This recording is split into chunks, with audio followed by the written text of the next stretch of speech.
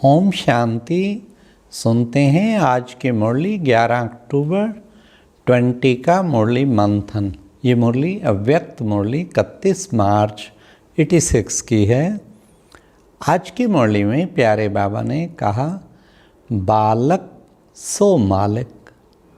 आज बाबा ने इसका बड़ा वंडरफुल राज बताया कि बालकपन में तो सब लगभग पास हैं, क्योंकि वो बड़े प्यार से हम बाबा के बालक हैं, बच्चे हैं, इस रूहानी नशे में रहते हैं। परंतु मालिकपन में उसमें नंबरवार हैं।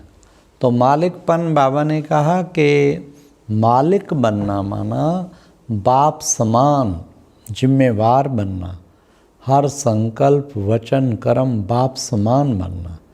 तो ये मालिकपना है। तो मालिकपने में थोड़ा सा लापरवाह हो जाते हैं, उसमें नंबरवार हैं। बालक तो सब हैं, नशे में हैं, बाबा के बालक हैं।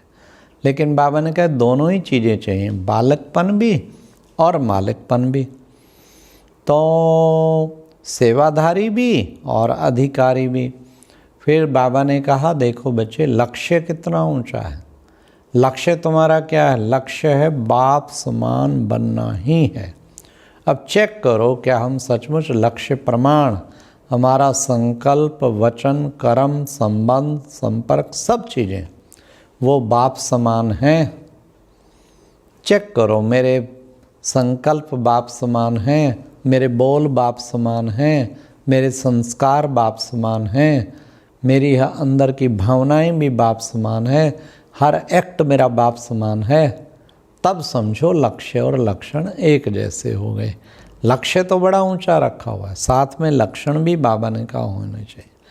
फिर बाबा ने कहा बाबा ने जो ये टाइम दिया है किस लिए दिया है? क्योंकि बहुत काल का राजभाग प्राप्त करना है, तो उसके लिए बहुत काल का पुरुषार्थ चाहिए। तो ये जो टाइम मिला है ये इसीलिए कि बाबा चाहते हैं कि बच्चे बहुत काल की प्राप्ति करें, इसलिए बाबा ने एक्स्ट्रा टाइम दिया है, थोड़ा सा टाइम दिया है। तो इसलिए बच्चों को खूब पुरुषार्थ करना चाहिए उस अनुसार, क्योंकि ये थोड़ा सा टाइम मिला है जिसमें हम बाप समान अपनी स्थिति बना सकते हैं। फिर बाबा ने कहा समर्पण का अर्थ ही यही है, अपना संकल्प वचन कर्म सब कुछ बाबा के ऊपर अर्पण, और जैसे बाबा चलाए, जहाँ बिठाए, जहाँ खिलाए, यही वास्तव में समर्पण का अर्थ है।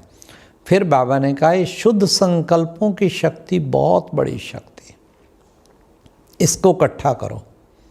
शुद्ध संकल्पों की शक्ति जिसके पास इकट्ठी हो गई ना, उसके सामने व्यर्थ संकल्प तो ठहर ही नहीं सकता। इतनी शुद्ध संकल्पों की शक्ति जमा करो, व्यर्थ का नाम निशान खत्म हो जाए।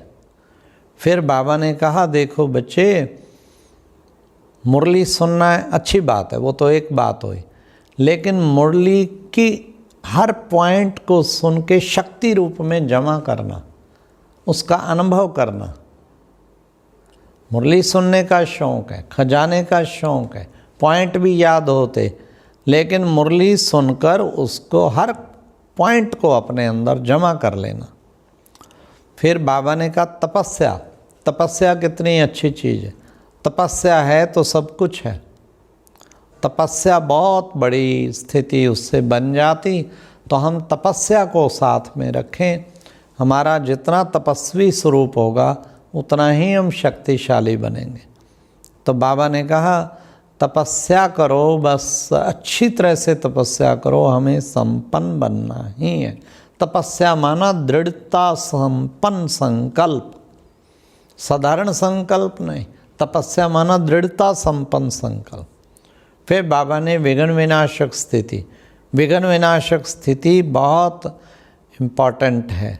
उसके लिए बाबा ने कहा कि बच्चों को विघ्न विनाशक बनने के लिए एक तो समाने की शक्ति चाहिए, बाप समान सब कुछ संभालें, तो फिर बच्चे विघ्न विनाशक बन जाएंगे। समाने की शक्ति बहुत ज़रूरी है। बाबा ने कहा कितना भी झुकना पड़े, कितना भी कुछ होना पड़े, लेकिन किसके आगे झुकते हो? बाबा ने कहा जो यहाँ झुकेगा ना, कि विघ्न को समाप्त करने के लिए अगर झुकना भी पड़े, जो यहाँ झुकेगा वो श्री कृष्ण के साथ झूलों में झूलेगा, बाप भी उसको झूले में झुलाएंगे। इसलिए बाबा ने कहा, फिर बाबा ने कहा टचिंग और कैचिंग पावर। अब आगे आगे समय ऐसा आता जा रहा है तो उसमें दोनों पावर चाहिए, टचिंग और कैचिंग। समय प्रमाण बाबा की भिन्न भिन्न अनुभूतियाँ उनको टचिंग मिलेगी, एकदम बाबा की टचिंग आएगी, फिर उसको कैच कर पाए, कैचिंग पावर, कि बाबा क्या टच कर रहा है कैच ही ना कोई कर पाए। तो टचिंग भी चाहिए और कैचिंग पावर भी चाहिए। और बाबा ने कहा लगाव से भी मुक्त रहो, प्रभाव से भी मुक्त रहो और झुकाव से भी मुक्त रहो।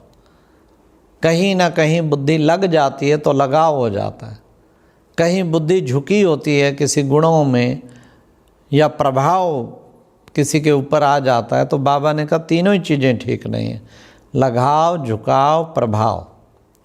फिर बाबा ने कहा एक नामी और एकानामी। एक नामी माना एक बाबा के उसमें रहें, और एका नामी का मतलब है एक बाबा की याद में रहना।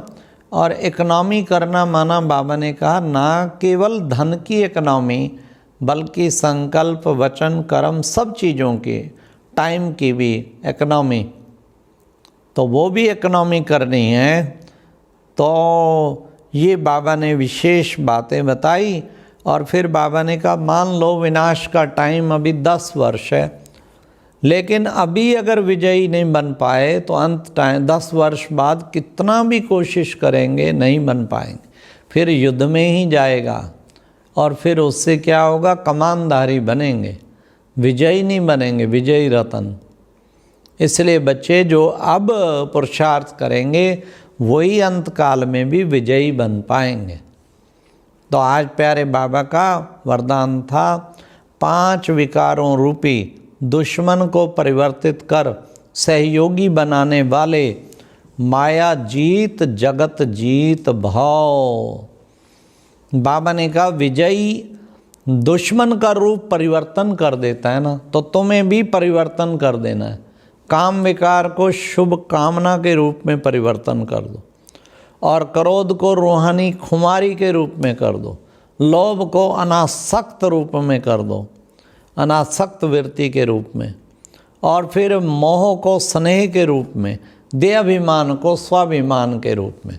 तो बाबा ने कहा इनका रूप परिवर्तन करके अपने सहयोगी बल के इनको बना लो, तो फिर क्या होगा, फिर माया जीत जगत जीत बन जाएंगे। फिर लास्ट बाबा ने कहा रियल गोल्ड में मेरापन की एलाय है, तो जो वैल्यू को कम कर देता है, इसलिए मेरेपन को समाप्त करो। मेरापन नहीं, ना मैं ना मेरा बाबा, बस मेरा तो एक बाबा, दूसरा ना कोई।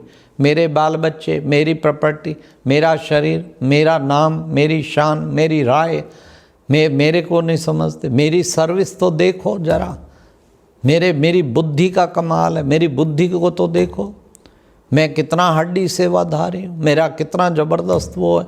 ये मैं, मेरा ये इन्हीं को ही आग लगाओ, तब रावण की लंका को आग लगेगी। तब बाबा ने कहा इसको समाप्त करो तो सब ठीक हो जाएगा। अच्छा, ओम शांति।